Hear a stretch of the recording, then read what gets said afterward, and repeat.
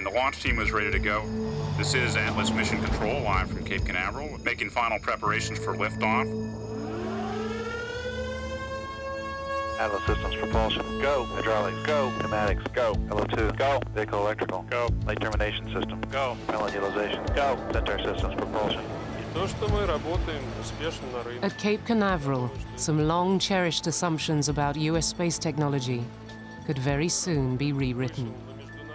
For the first time ever, an American rocket is scheduled to blast into space, powered by a Russian rocket engine. Go. Vehicle electrical, go. Light control, go. CCLS monitor, go. Light termination system, go. Telemetry, go. RF, go. Complex systems instrumentation. We thought maybe we misunderstood each other. The performance of the engines were probably 10 to 15% higher than what we had in the United States. Booms, go. Launcher, go. Water, go. Complex electrical, go. Propellant monitor vehicle loads, go. It wasn't the same technology we're used to. It was a paradigm shift in what we were expecting. LO2, ready. LH2, ready. Vehicle electrical, ready. Light control, ready. Atlas Systems propulsion, ready. Hydraulics, ready. LO2, ready. Vehicle electrical, ready. This is Atlas Mission Control at T-minus 5, 4, 3, 2.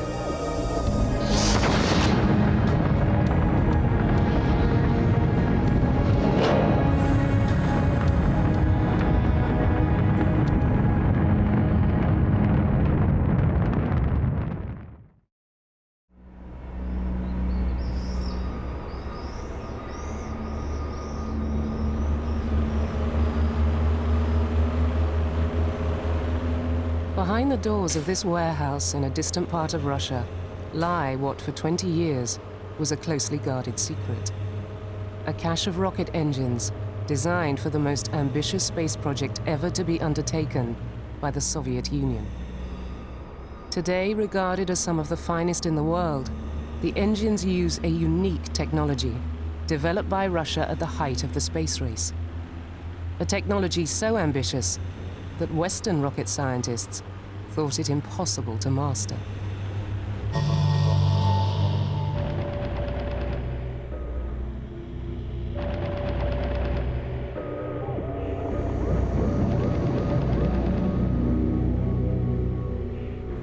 The Russians were very secretive at that time, and although they said they were doing something, they did not tell us what they were doing, and in fact it took a great deal of intelligence gathering to really understand what their direction was. The really important things were having good, clear pictures of what they were building.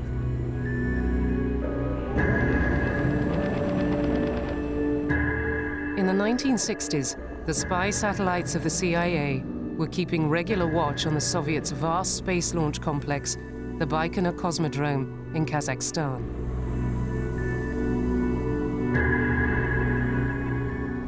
In March, April '63, we saw at least some initial what would be called stakes in the grounds for surveyors and stuff like that in the area that was undeveloped on the Baikonur Cosmodrome. The size of the assembly building, the causeway had all the earmarks for a very large launch vehicle indeed. It was like, hello, what's going on here?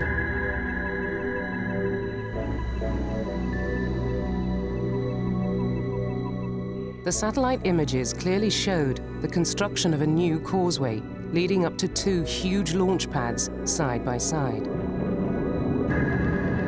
To the CIA analysts back in Washington, the launch pads were the first hard evidence that preparations were underway for the assembly of a huge new rocket. The sheer size of the complex could mean one thing only. The United States was now in a race to the moon.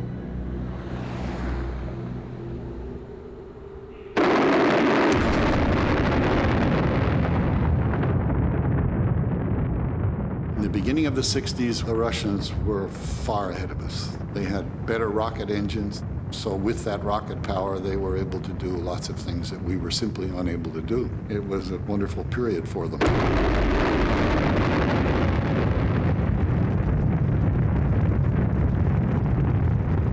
First ICBM in August of '57, Sputnik 1 in October of 1957, and then first man in space, first woman in space, first 3 men in space, first extravehicular activity, first spacecraft to hit the moon.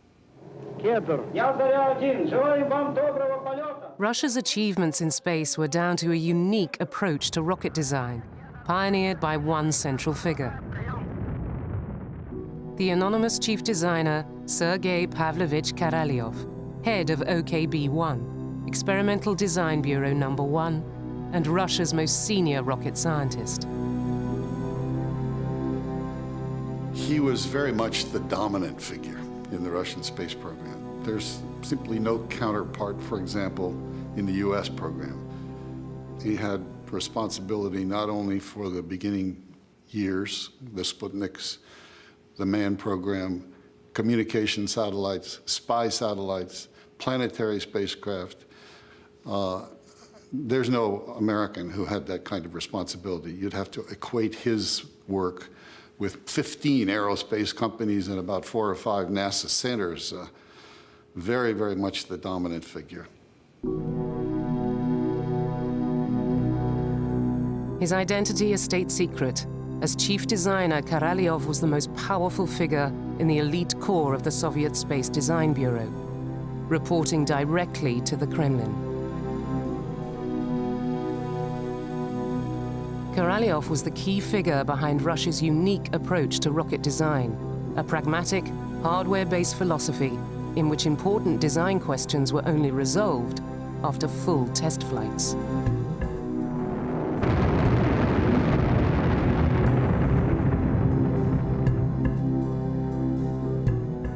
In a lot of respects, they were well ahead of the game, but the reason they were well ahead of the game is because they had actually put all the hardware together and had applied that technology far better than we had. The conquest of space a political priority, Russia's breakthroughs had come through a hands-on approach in which rockets had been built,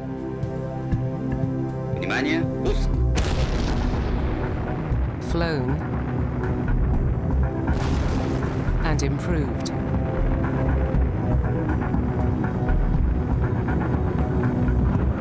And if there were explosions on the way, that was something to be learnt from.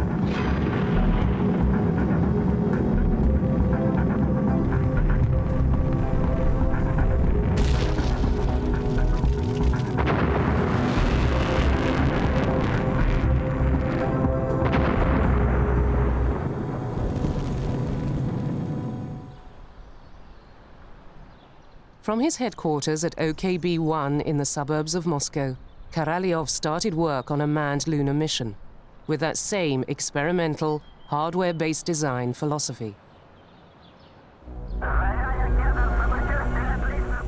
But the sheer challenge of getting a man on the moon was a problem on an altogether different scale from anything they had previously undertaken.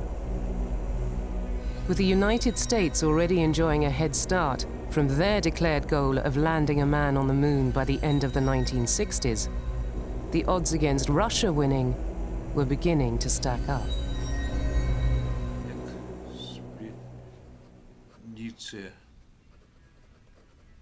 На Луну.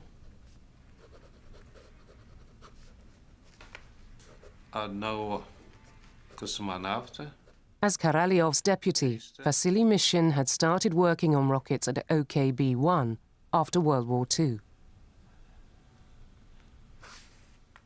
From the Earth's gravity and the Moon's distance, they soon worked out a lunar mission would need a huge new rocket.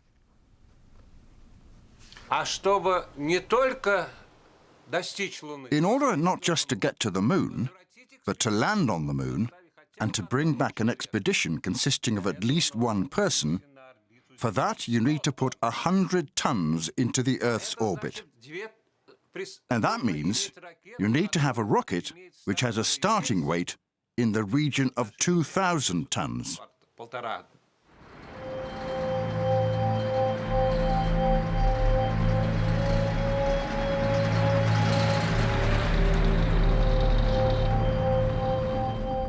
To build a rocket of the size needed, and within the Kremlin's deadline of beating the Americans, was a challenge beyond any the chief designer had previously undertaken. Karalyov quickly realized they would need new, vastly more powerful engines for the huge new rocket. But Karalyov did not see eye to eye with his usual manufacturer on the kind of engines the new rocket would need. He had no choice but to find an alternative supplier.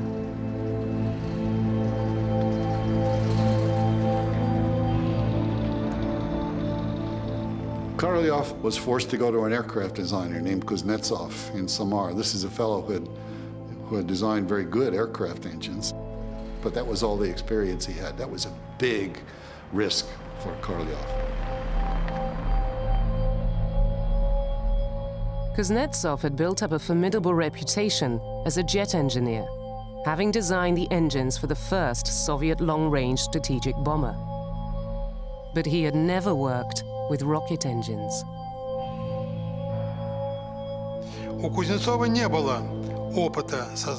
Kuznetsov did not have any experience in building liquid propellant engines, but when he looked at their configuration, he saw that liquid propellant engines, rocket engines, did not pose any more problems than aircraft engines, and realized that this challenge could be solved. Valentin Anisimov had worked under Kuznetsov on jet engine design, but when the chance came in 1962 to apply his skills to rocket engineering, he seized it. From the Kuznetsov Design Bureau in Samara, on the banks of the Volga River, 1,000 kilometers from Moscow, the team began working out what kind of engines the colossal new moon rocket would need.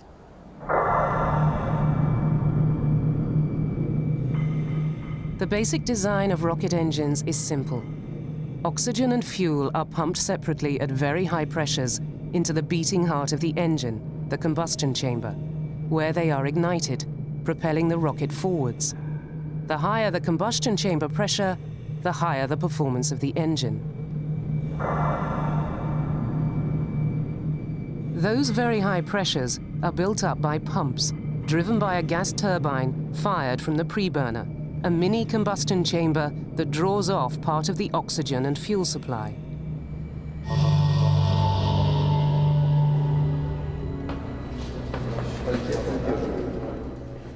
Faced with the deadline of beating the United States, it became obvious to Karalyov there wouldn't be the time to develop the kind of gargantuan engines needed for the new rocket, christened the N1. With Russia lacking the kind of industrial infrastructure of the Americans, there would only be time to make small but highly efficient engines for the N1 rocket, a total of 30 for the rocket's first stage. In order to lift off, you have to have more thrust than the gravitational force holding you down. And in our case, we decided to go with 5 engines to do that, provide that thrust. And in the case of the Russians, they used 30 engines. So they used engines that were about 1/6 the thrust level of our Saturn V engines. You know, it's a matter of engineering choice which way you went. But the choice to have 30 engines was one that was forced on Karalyov by Russia's lack of resources. With so many engines, the chances of any one failing would massively increase.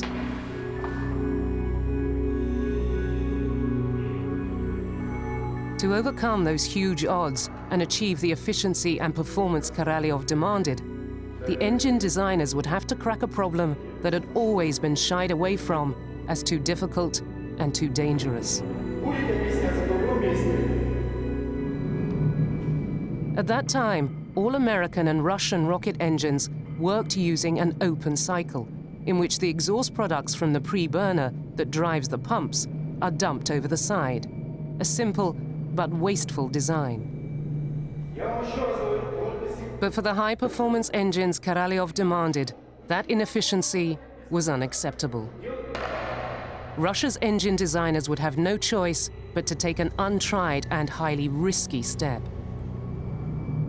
They would have to close the cycle and find a way of safely channeling the exhaust products from the pre-burner back into the combustion chamber to be refired.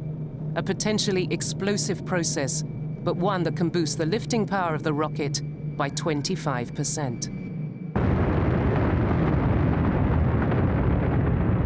Closed-cycle engines require a much better understanding of the combustion process and a much better control of all of the stages in that combustion process.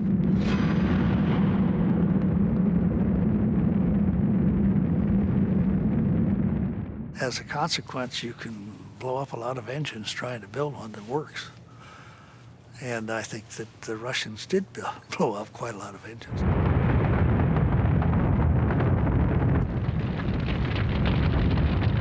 Mastering the new closed-cycle technology with their experimental test-based approach would take time. Time the Russians lacked in their race to beat America to the moon.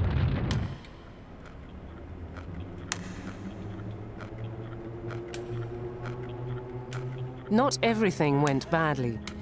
The Bureau's experience with jet engines gave it a lateral and innovative approach to rocket engine development. The Kuznetsov team realized there were strong similarities between the turbopump assemblies in jet engines and rocket motors. In the construction of both airplane engines and rocket engines, there is a battle to keep the weight down. In our design, the booster pumps are inside the main pumps. This dramatically reduces the external piping, improves reliability, and decreases weight.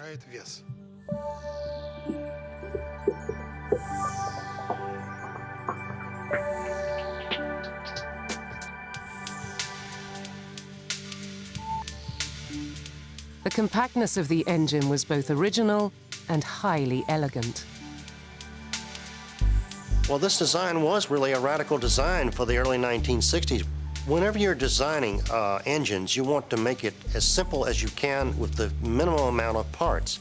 So the Russians have typically chosen the single shaft type design for the turbo machinery, which really simplifies and adds to its efficiency and performance. By 1966, with the key technical challenges behind closing the cycle resolved, the highly efficient engine the chief designer had asked for was within sight.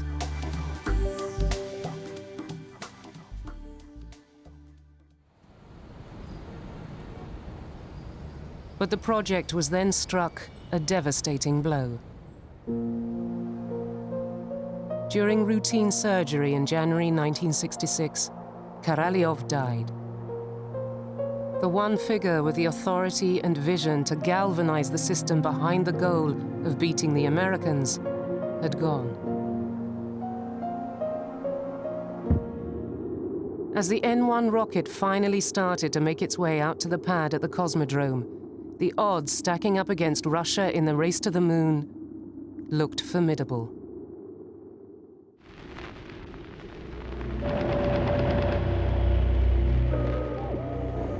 By 1967, the first N-1 moon rocket had been assembled at the Cosmodrome. Standing 35 stories high and weighing the same as 400 double-decker buses, Russia's answer to America's Saturn V presented an awesome sight. I have to say that prior to every launch during those years, we felt a certain trepidation. We were still affected by the large number of accidents that we had witnessed with our own eyes, pretty much since 1947. Vasily Mishin had been appointed to take over as chief designer in the wake of Karalyov's death, in charge of the 24-hour shifts, working to prepare the rocket for launch. Russia lacked the huge facilities needed to ground test all 30 N-1 engines as a whole. The first launch would take place with the rocket and its system of closed-cycle engines still untried. There would be no alternative but to finalize the design in the same way that all other Russian rockets had been perfected, through a series of full test flights.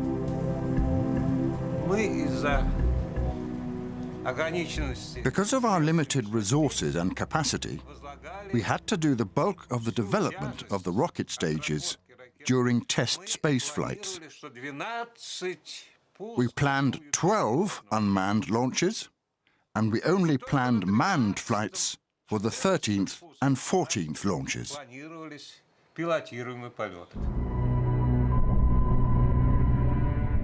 The first unmanned test of the rocket took place in February 1969.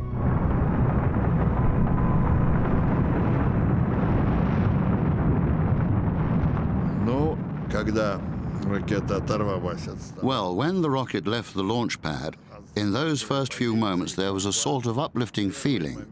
Yes, it's taken off. Yes, it hasn't blown up on the spot. This was already a great victory.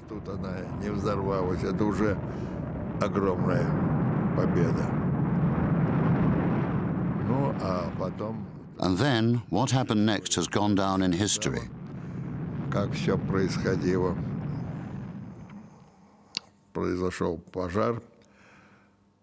There was a fire in the rocket, followed by an explosion.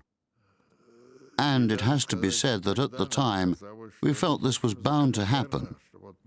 We hadn't finished working on it. A minute into the flight, the rocket exploded 40 kilometers from the launch site. Metallic debris had caught inside an engine.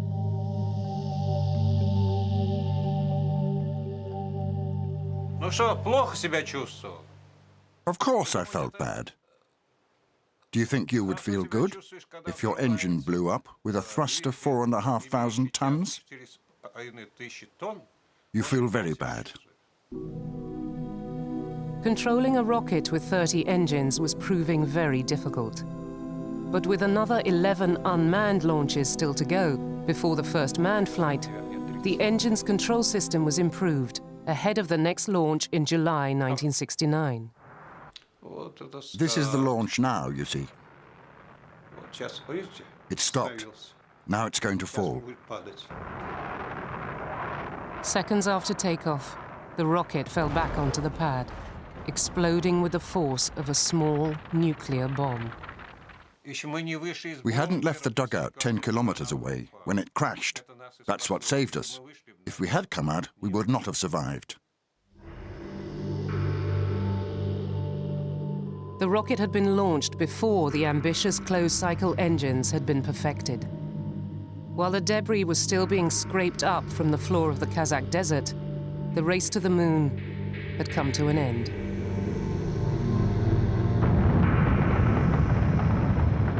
Just 2 weeks after the N1 disaster, the Americans were celebrating victory in the wake of the successful Apollo 11 mission. But the Russians didn't give up there. True to their practice of evolving the design through actual launches, the engine and rocket were steadily being improved. To prevent the intake of debris, filters were fitted to the engines, and the launch pad was rebuilt ready for the next tests in 1971 and 72. Well, this is the third launch. I've only seen this on film. I didn't actually see it in real life, only the traces.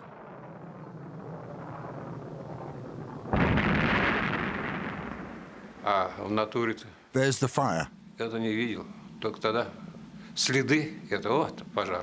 And their problems didn't end there. The fourth rocket also blew up.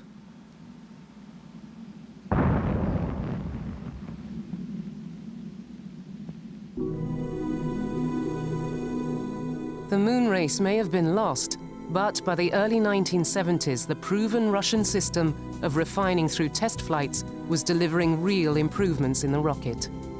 A new engine, designated the NK-33, was being finalized, in which the gremlins identified from the launch failures had been ironed out. With new filters and protection against vibration, the high-performing closed-cycle engines the designers had dreamed of were finally ready to fly. Experience showed that Kuznetsov's engines could be made reliable, But for that, we needed those very 4 years by which we lagged behind the United States.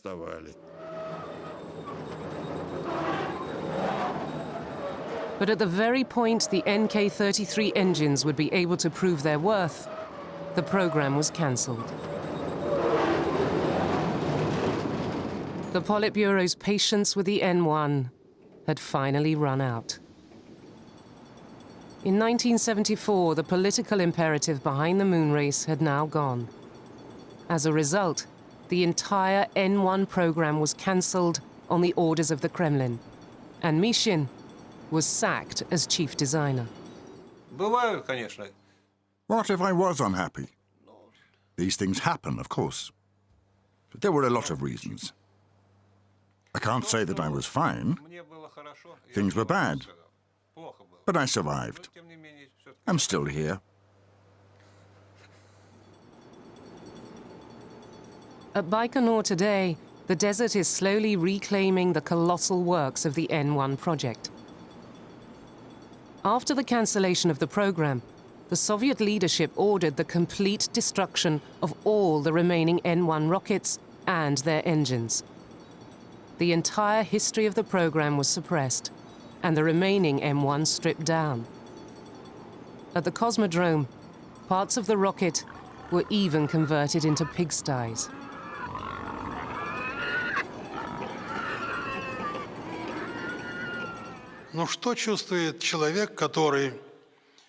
What does a man feel when he was responsible for the creation of a project, for nurturing it, when this system was created and it worked, and suddenly, at the height of your involvement in the creative process, you're told to cut it short, to put a stop to it?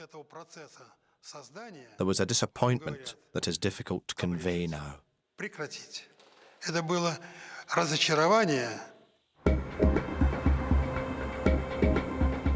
The story of the N-1 remained a shameful secret until the early 1990s, when, with the fall of the Soviet Union, information started to trickle out. Visiting American rocket scientists, the first to delve into Russia's achievements in space, was starting to get details of an engine for sale. The engine used a kind of technology very different to what the Americans were familiar with. The description to me was I think there's something there, go find out. So off we go to start developing contacts. You know, who do you talk to? How do you get there? You know, the barriers that we were looking at looked to be almost insurmountable at the time, but we chewed away at it, finally got the right connections and started seeing some of the data. Information was emerging about an engine with unusually high performance specifications. When we went to Moscow, the word got around that we were there, and we went, several times. And what happened is people started coming to our hotel. And one of the people that came was a gentleman from a test facility in Salda, up in Siberia, where they had tested the NK-33 engine. And through him, we were able to arrange a meeting with Mr. Kuznetsov himself. An unprecedented invitation followed to visit the design bureau at its secret location in Samara. There was something they wanted the Aerojet visitors to see.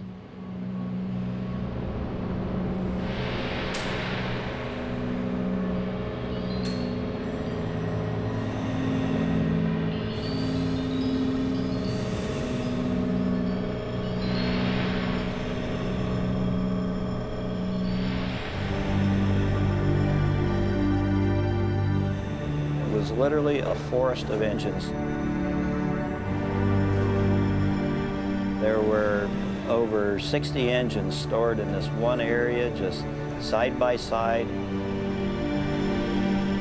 To see that kind of quantity of this tremendous asset was absolutely incredible.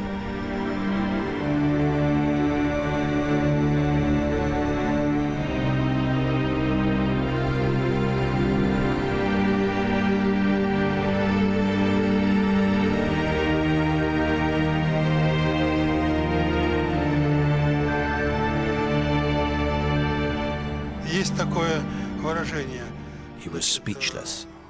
There's that saying, it took his breath away. He saw them and his jaw dropped. There was a forest of engines. He was amazed. In defiance of the Kremlin's orders, the stockpile of Nk-33 engines left over from the moon effort had been preserved in a warehouse safe from prying eyes for almost 20 years. Поэтому неразумно было работающие двигатели. It was not sensible to consign engines that were designed to last and to work Под бульдозер to the scrapyard to be melted down. он по своей инициативе. On his own initiative, Kuznetsov collected together all the engines that had been made and preserved them. И сохранил их. When you build a rocket engine, it's just unbelievable the amount of hours that go into each one of the engines, and it's a dedication. It almost becomes like your child. There has to be a value somewhere. They had no idea where, so they just kept them. Now worth millions of dollars, with the visit of Aerojet's engineers, it looked like Kuznetsov's foresight in preserving the engines might pay off. But with the Nk-33 never having proven itself in flight, Aerojet had some tough questions to ask about the performance specifications being claimed for the engine's closed cycle. Well, engineers never just say, this is fantastic. We're a very, a bit of skeptical type of people. We have to prove things to ourselves technically. We wanted to know for ourselves that we could back up the claims. That skepticism was deepened by the fact that the closed-cycle technology behind the Nk-33 was only poorly understood in the United States. They were doing things at a level, they were operating at levels that some in the United States were saying as recently as 15 years ago, you can't do that. And yet they had been doing it for over 10 years. So they had really protected their technology, and those of us in the industry did not know how they were doing it. The only way those doubts about the engine's reliability and performance could be resolved would be in a full test firing, the first in 20 years. An engine was sent from Samara to the test stand at Aerojet's facility in Sacramento, California, for a proving test set for October 1995. Bring up the sequence computer and load sequence JSQ NK firing program. Monitor supply pressure.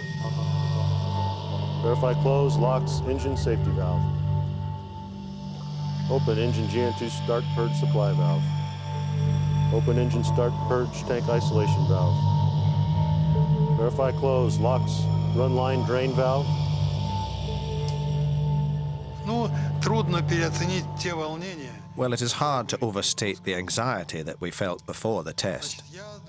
My hair had already gone white, and I thought, can it get any whiter with all that worry? There was worry, stress, every kind of stress. Nervous, physical, moral, psychological. Notify when pressure reaches 3,000. Pressure's up, pressure's 3,000. Stand by for test. NKP2, Q01, 1A001 on the countdown. Siren on, off at the second bell. Press the camera iris. Countdown, 5, 4, 3, 2, 1. Fire. PC's up, 1512, 77%, looking good. 14,000. And you're wondering, oh, this is very, very powerful.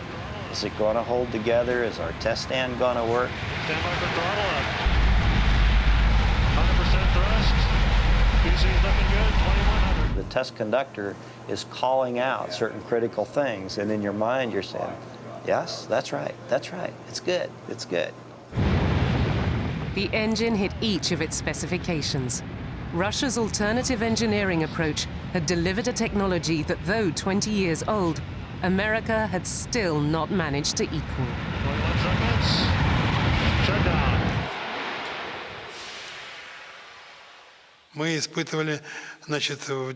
We tested it at 10 a.m. That was about midnight here.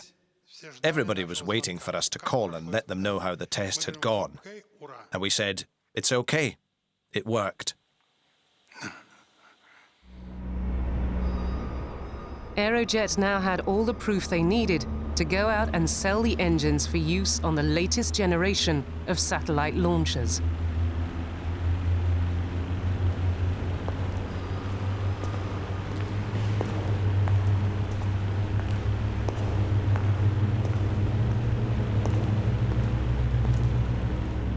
The man to have bought them knows a thing or two about the rival merits of Russian and American space technology.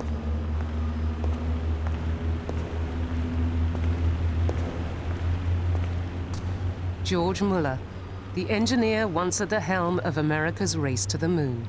I first came across the NK-33 when we began the development of the K-1, our reusable launch vehicle.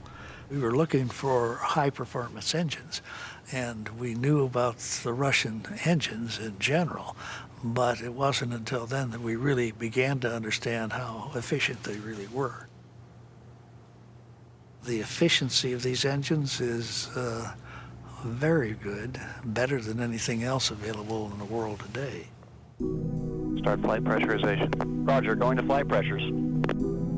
The NK-33's closed-cycle technology has now been taken to a further stage in a new Russian engine. That engine is about to make history by being the first to fly on an American rocket, a rocket that started life as an intercontinental ballistic missile pointed at Russia. 2 minutes, 15 seconds.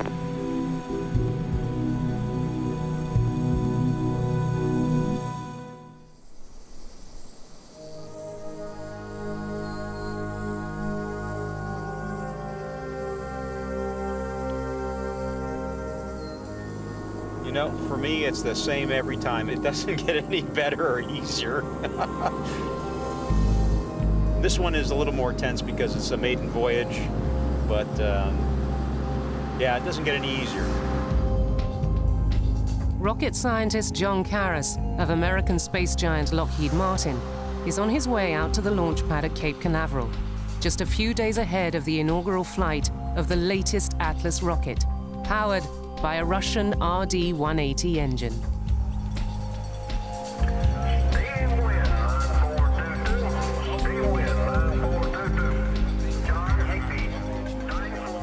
Twice the size of the NK-33, the new RD-180 takes Russian closed-cycle technology to new limits of performance, offering thrust levels almost 5 times those of a jumbo jet.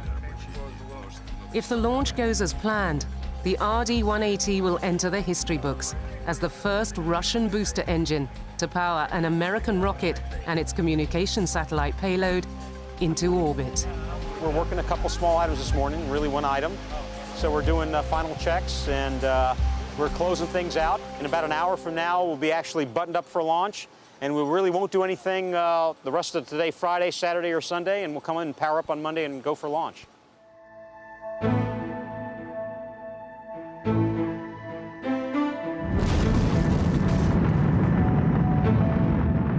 The RD-180 is a direct descendant of the huge closed-cycle engine built in the 70s for the abortive Russian space shuttle program. It's been tailor-made for Lockheed Martin by the MPO Energomash Design Bureau, today one of the leading manufacturers of rocket engines in the world. Though Energomash has successfully powered over 2,000 rockets with 11,000 engines, this will be the Design Bureau's first ever launch from Cape Canaveral. And he always wants to make sure that he is taken care of when he arrives. Where the old Atlas rocket used to be driven by 5 engines, the RD-180 is so powerful that the new Atlas III will use just 1 and still offer 10% higher performance.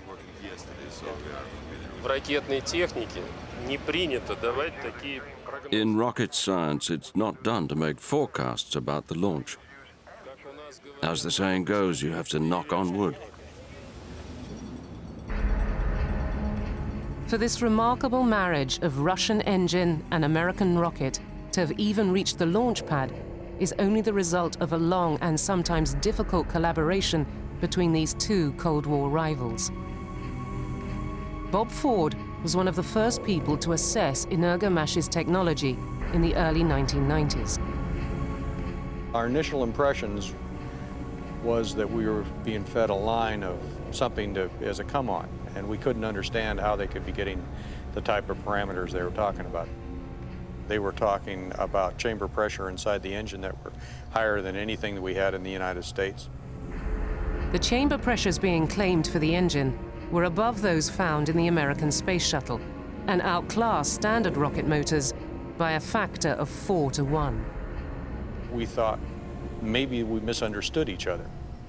We were being told things that we couldn't validate against our own experience, and we had to go off and check because it just didn't. It wasn't the same technology we were used to. It was a paradigm shift in what we were expecting. 5, 4, 3, 2, 1. That gap between American expectations and Russian performance was explained by Russia's hardware-focused engineering tradition. Building on the technology first developed for the NK-33, the RD-180 uses a high-performance closed cycle that had been rejected as too risky by engineers in the United States. All right, PC, we got a normal end-of-line cutoff. The engine design itself was a departure from what the Americans would do for an engine design. All the oxygen inside the engine actually flows through the preburner, what actually drives the turbine. The oxygen-rich closed cycle would mean far higher combustion chamber pressures, but it was not without risks. The hot oxygen gas coming from the preburner is so flammable that even the metal engine itself can catch fire and explode. If you had an ignition source, you could, and we've seen it on some engines, actually just burn the engine up. The aftermath is something to see. It looks like you've seen large castings that probably are 3 inches thick, literally melt like candle wax.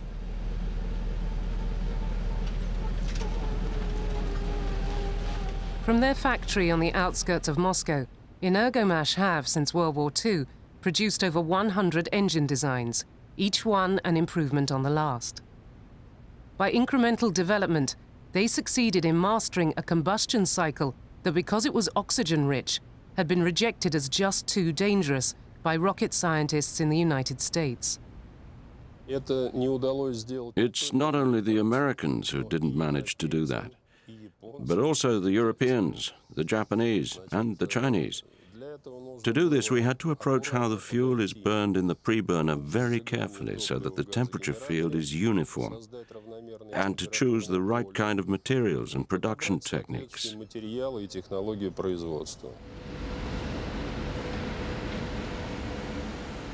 Energomash had found a way of using the closed cycle to take chamber pressures to new limits while protecting the inside of the motor from the greater risks of fire.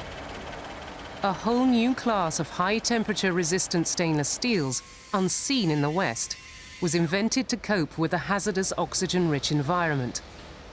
With that kind of technology, Lockheed Martin's skepticism evaporated. It was very easy to persuade them. We said, here's the engine, here it is in the production unit, here it is at the test center, and now we're going to test it. Look at the data. What better way to present it than with a concrete test of a specific iron engine, to be persuaded that it works, and works reliably. Lighthouse monitor, telemetry, channel 2. Roger. Attention on complex 36A. There'll be loud venting on the east side of APAD ramp. I say again, loud At Cape Canaveral, the ground controllers have started their final checks. Clearance around the C-band and S-band antennas. Today, the RD-180 engine offers performance and reliability beyond anything achieved in the United States, with its billions of dollars of investment in space technology. Exposure to Russian design philosophy has forced American technology giant Lockheed Martin to question some of its own most cherished working methods. Clear back, except for the green team. The Russians design engineers design the engine. They have all the drawings. They hand the drawings across to the manufacturing engineers that are on the floor that are actually going to build this thing, and those folks actually take over the design at that time. Whereas in the United States, the design engineer would design something, and he'll hand it across to the factory floor, and the factory floor will say, I got to meet this drawing. And what happens is cost of articles go up, scrap rate goes up, requirements for tighter and tighter machines go up, and we turn the factory into more of a technology lab. Back at Kuznetsov, the team that designed and built the NK-33 is still together. Though now in his 70s, Valentin Anisimov remains chief designer of engines.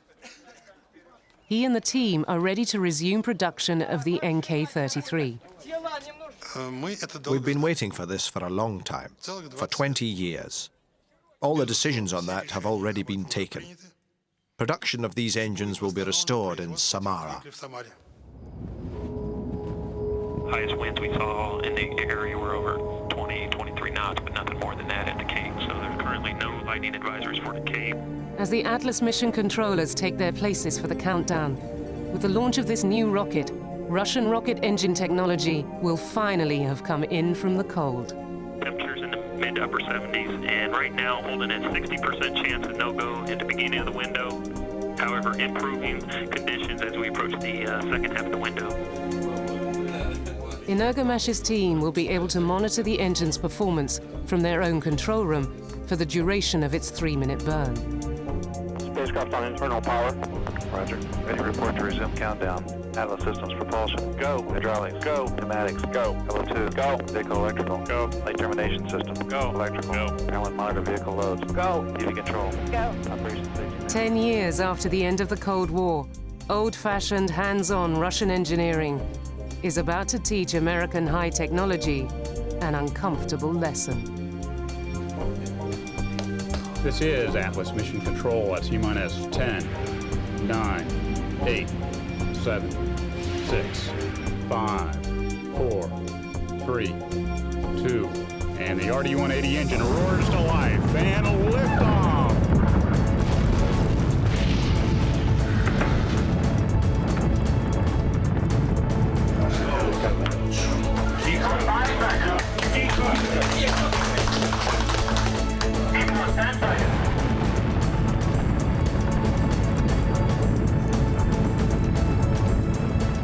The idea that the technology in the United States was not equal or superior to the Russians was a very hard pill for a lot of people to swallow.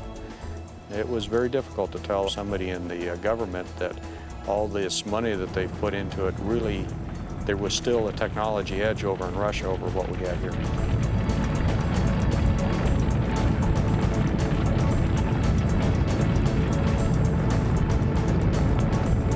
And everything continues to look normal on the engine. Staying steady at 87% thrust.